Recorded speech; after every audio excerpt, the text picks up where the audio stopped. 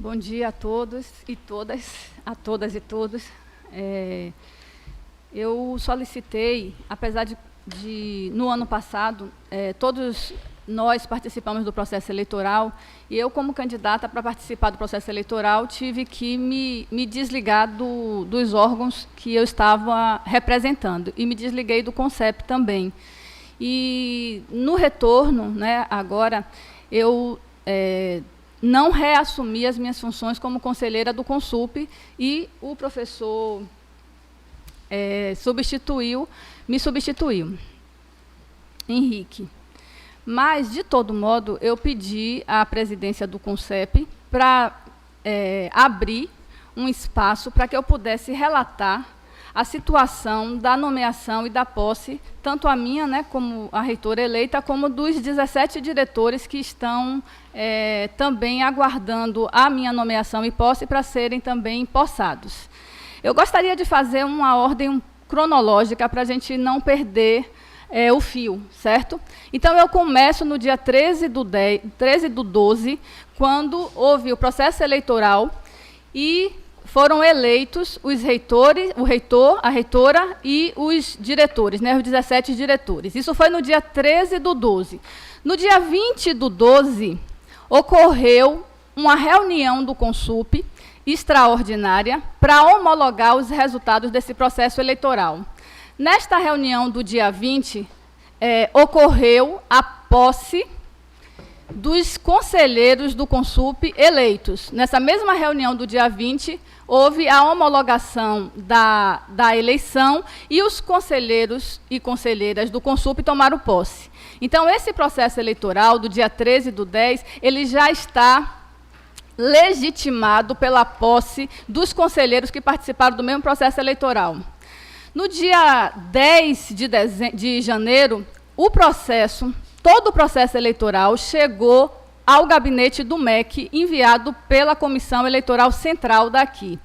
Foi enviado fisicamente pelo correio, 4 caixas de documentos, e foi enviado por um processo SEI, com um ofício informando a chegada do processo eleitoral.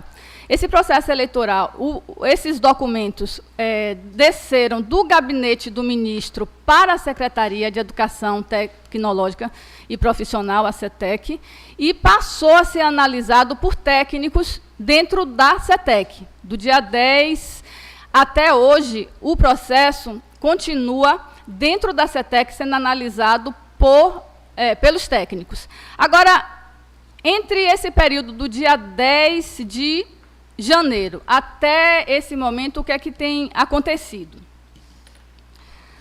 No dia 26 de janeiro, nós nos reunimos pela primeira vez enquanto equipe de transição. Foi um sábado, reuniu todos os colegas que estavam dispostos a participar do processo de transição, e nessa reunião nós decidimos solicitar um pedido de construção de uma equipe de transição bipartite, com membros indicados pela gestão que vai entrar e com membros indicados pela gestão que estava para sair. Fizemos isso no dia no dia 31 do 1. Nós pedimos formalmente ao gabinete do reitor pro tempore que indicasse membros para participar do processo de transição da equipe. No dia 31, mesmo à tarde, o reitor pro tempore negou o pedido da equipe de transição.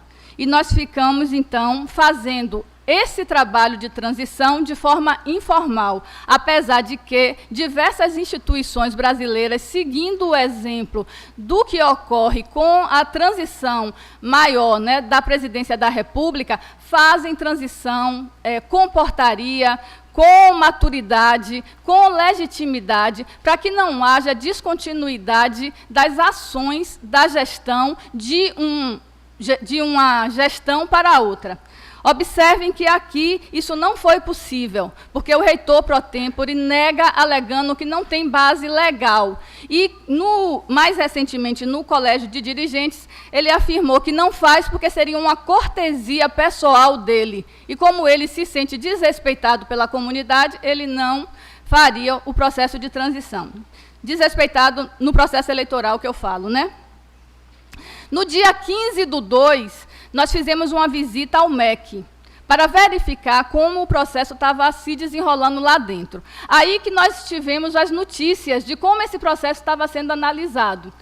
A técnica, que é a mesma que vai estar sempre presente na análise do processo, que se chama Silvilene, uma técnica de carreira do MEC, ela nos informou que o processo foi em uma organização que não era a organização padrão prevista na Lei de Processos Administrativos, que seria por ordem cronológica dos eventos. A comissão eleitoral resolveu fazer a organização por tópicos, e isso estava dificultando a análise do processo dentro do MEC. Além disso, ela nos informou de algumas informações adicionais que ela precisaria. Por exemplo, estava faltando uma resolução de deflagração do processo eleitoral. E esse documento, para eles, é importante porque indica temporalmente quando o processo eleitoral começou. No dia 10/3, o MEC envia para cá, via SEI, um ofício, onde está agregada a esse ofício uma nota técnica, solicitando essas informações adicionais que nos foi falado quando estivemos lá. Essas informações foram solicitadas ao Consup, à Proju e à Comissão Eleitoral Central, que nesse momento já não atuava mais, porque os trabalhos da Comissão Central terminaram no dia 10/1, quando o processo foi enviado. Então, tivemos aqui que, de uma forma extraordinária, convocar novamente a Comissão Eleitoral Central para que ela pudesse responder ao pedido de informação do MEC. O que é que o MEC solicitou dentro da instituição? Solicitou da Comissão Eleitoral Central, ela solicitou esclarecimentos sobre denúncias que tinham sido realizadas no MEC pelo reitor pro tempore, que logo em seguida, à chegada do processo no MEC, foi protocolado uma denúncia de irregularidades do processo eleitoral pelo reitor pro tempore. Essas irregularidades alegadas pelo reitor pro tempore foram as mesmas que ele já havia feito à Comissão Eleitoral Central durante o processo eleitoral, e a Comissão Eleitoral Central já havia respondido. Essas denúncias também foram alvo de um mandado, de uma solicitação de mandado de segurança pelo sindicato. Então, essas irregularidades, supostas irregularidades, já tinham sido esclarecidas no âmbito da SEC, no âmbito do Consup e no âmbito da Justiça. Ainda assim, o reitor pro tempore protocolou essas mesmas denúncias no MEC. E o MEC solicitou que a Comissão Eleitoral respondesse a essas denúncias. Ao Consup, o MEC solicitou a resolução que deflagra o processo eleitoral. Essa deflagração do processo eleitoral para o Consup, reunido no dia 27/3, essa resolução de deflagração para o Consup está materializada na resolução número 15, que é a resolução que chama a comunidade para eleger os representantes das comissões locais e central. Então, o Consup, reunido no dia 27, delibera que vai responder ao MEC com esse argumento de que a resolução 15, que está disponível no site do Consup, seria a materialidade do nosso início do processo eleitoral. Isso foi corroborado pela Proju, que, no seu parecer, explica que cada realidade, cada contexto e cada colegiado toma suas próprias deliberações, decisões para a deflagração do processo, porque no decreto que regulamenta o processo eleitoral, não está posto que tipo de documento deve ser o documento da deflagração do processo eleitoral, e nem quando ele deve ser expedido. Então, no dia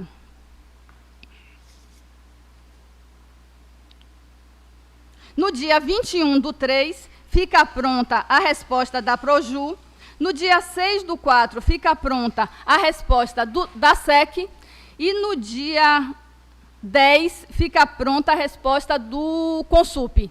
Então, as 3 respostas ficam prontas no início de abril. E nós aí aguardamos que o gabinete do reitor pro tempore enviasse essas respostas para o MEC. E essas respostas não foram enviadas. Essas respostas ficaram paradas dentro do SEI, sem nenhuma resposta do gabinete e sem o envio dessas respostas para o MEC. Entre esse início de abril até semana passada, onde teve uma outra reunião do Consup, a resposta que o reitor pro tempore deu em relação ao envio dessas respostas à CETEC, que pediu essas respostas com urgência, era de que não considerava a resposta feita pelo Consup como legítima, porque não havia passado pelo colegiado. Apesar de que o próprio colegiado deliberou que a resposta fosse feita pelo conselheiro Matheus, que é o presidente da comissão que acompanha o processo eleitoral, e mais do que isso, todo o colegiado assinou essas respostas que emanaram do Consup. Então, o documento estava no SEI, assinado por todos os conselheiros eleitos e os 5 diretores que participam do Consup pelo Colégio de Dirigentes. E a resposta não foi enviada. Nós, em contato com a CETEC, perguntamos como é que nós poderíamos fazer com que o gabinete enviasse as respostas. Aí nós fomos informados de que o reitor pro tempore havia enviado uma resposta dele para a CETEC. E a CETEC não aceitou. A CETEC devolveu a resposta dele, dizendo que a resposta que deveria ir, primeiro, era a resposta do colegiado do Consup, segundo, que ele, como presidente do Consup, alheio às reuniões há mais de 2 anos, não podia assumir o papel ali de presidente do Consup, porque, de fato, ele não estava presidindo. Então, solicitou que ele enviasse em 5 dias as respostas, e a resposta sendo assinada pelos conselheiros e que fossem todas as 3 juntas. Como houve uma reunião do Consup no último dia... Foi sexta-feira passada? Foi 24, não foi isso? 25 e 26. No dia 26, houve uma reunião do Consup, uma reunião ordinária para aprovar, aí, inclusive, as contas do IFBA. Nessa reunião, felizmente, o presidente do Consup, em exercício, Zé Roberto, o professor Zé Roberto, pressionado pelo colegiado, assinou a resposta. E a resposta foi encaminhada para a CETEC. Então, só no dia 26, do dia 10, onde foi solicitado essas informações, só no dia 26/4, é que essas respostas foram encaminhadas para o MEC. Então, veja, do dia 10 de janeiro, 10 de janeiro, quando o processo chegou lá, até o dia 26/4, esse processo não saiu de dentro do MEC, de dentro da CETEC. Então, o atraso de quase 40 dias aí se deve particularmente a nós mesmos aqui. A nossa lógica e o nosso tempo de resposta e as complicações advindas de uma reitoria pro tempore que não assume a situação concreta da instituição, que é uma gestão eleita aguardando a sua posse. E a reitoria, a gestão pro tempore, não tem que fazer mais juízo de valor sobre o processo eleitoral, nem deve tomar as atitudes baseadas em sentimentos que não são sentimentos republicanos. Então, a gente precisa ficar atento, porque agora com o documento indo para o MEC, O que é que nós estamos, qual foi a outra frente aberta para a nomeação e para a posse? A transição. Porque não é possível nós assumirmos uma instituição com a complexidade que tem o IFBA, sem que nós estejamos, no mínimo, informados dos processos que estão ocorrendo nesse íntere, de dezembro até agora. Então, isso é um elemento que precisa ser reforçado por todos os colegiados presentes na instituição. O CONSUP, na reunião do dia 27/3, já deliberou, já fez uma recomendação que o reitor pro tempore aceitasse a transição e construiu uma resolução, que também pode ser vista no processo SEI. Essa resolução, ela foi acatada, o protótipo da resolução foi acatado pela reunião do dia 26 agora. E, ao solicitar que o reitor pro tempore, ou melhor, o presidente do CONSUP interino, José Roberto, que é quem deveria assinar as resoluções emanadas do CONSUP. A resolução que trata da transição, ele não assinou. O documento para ser enviado ao MEC, ele assinou. Mas a resolução de transição, que foi também uma deliberação do colegiado do CONSUP, ele não assinou. Ele retorna à reunião depois do intervalo e diz que o reitor pro tempore não autoriza a assinatura dessa resolução. Então, ficamos na mesma em relação à transição, porque só é possível ter transição se nós tivermos informações. E só quem pode nos dar essas informações são os nossos colegas que trabalham nos setores estratégicos da instituição. E os nossos colegas, obviamente, normalmente, com toda a razão, se sentem ameaçados de nos passar informações, porque o reitor pro tempore não admite que a transição seja realizada, não assinou a resolução emanada do CONSUP. Tudo isso são irregularidades que estão acontecendo dentro da instituição. Por que eu digo irregularidades? Porque de todas as ações do reitor pro tempore que vem prejudicando a normalidade institucional e a transição, a mais contundente, que afeta particularmente a nossa comunidade, foi a portaria 1003, que o reitor pro tempore publicou, para o processo eleitoral dos 5 campos novos. Então, desde o dia 10 de abril, 5 campos, 5 comunidades convivem com essa situação de instabilidade, sem saber ao certo se esse chamado para a eleição dos campi com menos de 5 anos é legítimo, é legal, se eles devem participar, se eles não devem participar, o que é que vai acontecer? Tínhamos a esperança que na reunião do CONSUP do dia 26, esse processo fosse resolvido, mas a reunião não deu tempo de se discutir com profundidade esse caso. Apenas o CONSUP deliberou que essa portaria 1003 fosse considerada ilegal, fosse desconsiderada, revogada, e que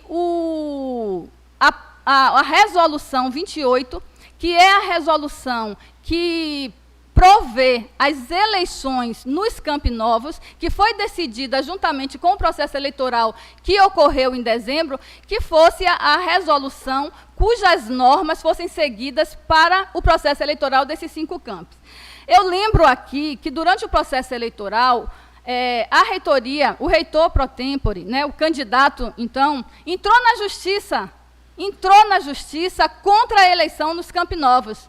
Não aceitava que a eleição fosse realizada. O CONSUP, nós ganhamos, né, o sindicato entrou com o mandado de segurança e ganhou, teve uma vitória em relação à possibilidade dessa eleição ocorrer.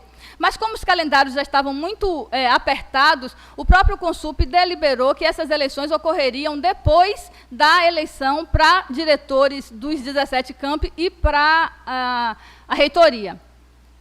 Então, nós fomos surpreendidos com essa portaria 1003, depois com a portaria 1023, que convoca a eleição para os campi sem que o CONSUP, o órgão que, pelo decreto que normatiza os processos eleitorais dentro da instituição fosse convocado.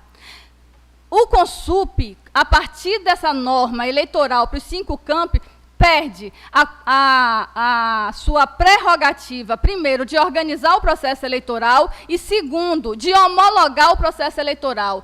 Todas essas duas prerrogativas, na portaria 1003, na portaria 1023, vai expressamente para o gabinete do reitor pro tempore.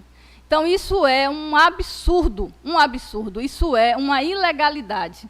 E, ao tratar disso com a CETEC, ela orientou a mim e orientou a todos aqueles que tiveram contato com ela em relação a isso, que fizéssemos uma denúncia ao MEC, fizéssemos uma denúncia do que está ocorrendo dentro do CONSUP ao MEC. E é por conta disso que eu venho aqui solicitar que os colegas, além de dar esse informe a respeito do processo, pedir aos colegas que reflitam sobre essa situação que está ocorrendo dentro do IFBA e que aqui, esse colegiado, que é o 2º colegiado em representação dessa instituição, tome também providências em relação ao que está acontecendo. Porque nós aqui, como representantes da comunidade, temos que zelar pelo